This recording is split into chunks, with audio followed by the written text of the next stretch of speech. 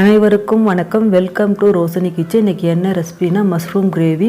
அதுக்கு தேவையான பொருட்களை வாங்க பார்க்கலாம். மஷ்ரூம் ஒரு பேக்கெட், பெரிய வெங்காயம் 1, கொத்தமல்லி, இஞ்சி பூண்டு பேஸ்ட்டு, தனியா பவுடர் 2 டேபிள் ஸ்பூன், மிளகாய் பவுடர் 1 டேபிள் ஸ்பூன், பட்டை, லவங்கம், சோம்பு, தேங்காய் மிக்சியில் போட்டு கொஞ்சம் எடுத்து வச்சுருக்குங்க. ஓகே ஃப்ரெண்ட்ஸ், வாங்க இப்போ வீடியோக்குள்ளே போகலாம்.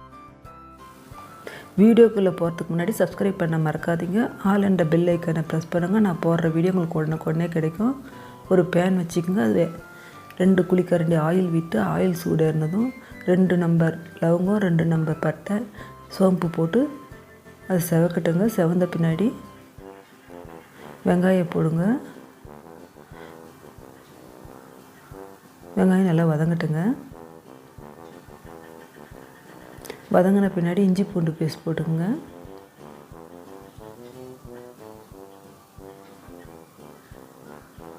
இஞ்சி பூண்டு பேஸ்ட் நல்லா வதங்கின பின்னாடி வாசனை வந்த பின்னாடி தாங்க காளான போடணும். தண்ணியில் போட்டு பிழிஞ்சு எடுத்து போட்டுக்கோங்க. தண்ணி இருக்கும் அதில். இதே தண்ணி விடும். அது தண்ணியிலே கொஞ்சம் ஃப்ரை ஆகட்டும். இந்த இஞ்சி பூண்டு பேஸ்ட்டில் ஃப்ரை ஆகட்டும் கொஞ்சம்.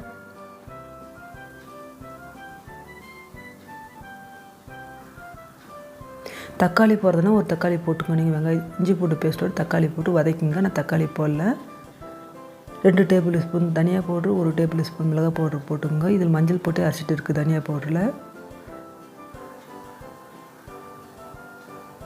இந்த பவுடர் தனியா பவுடர் வாசனை வர வரைக்கும் நல்லா வதக்குங்க.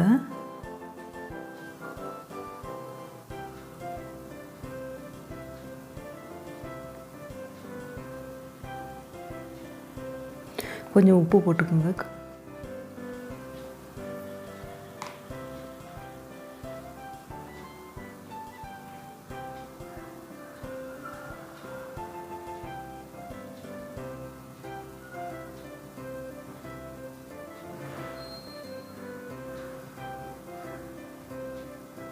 இப்போ மிக்சியில் அடித்து வச்சுருக்க தேங்காவை எடுத்து இதில் ஊற்றிக்குங்க. மஷ்ரூம் வேகத்துக்காக கொஞ்சம் தண்ணி விட்டுக்குங்க.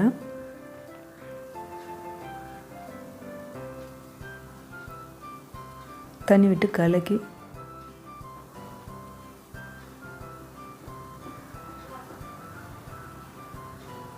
ஒரு மூடி போட்டு மூடி விடுங்க. நல்லா மஷ்ரூம் வேகட்டும்.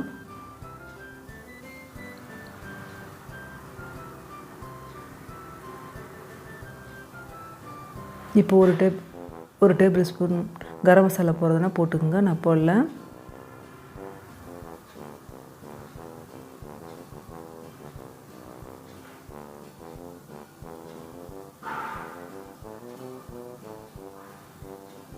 இடையில எடுத்து கலக்கி விட்டுக்குங்க.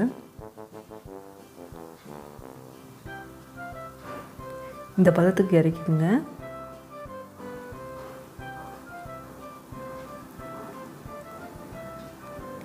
இது இட்லி, தோசை, சப்பாத்தி, பூரியோட சாப்பிட்றதுக்கு ரொம்ப நல்லாயிருக்கும். Mushroom gravy. இது கொத்தமல்லி தூவிட்டு அடுப்பை நிறுத்திடுங்க. Mushroom gravy ready ஆகிடுச்சுங்க.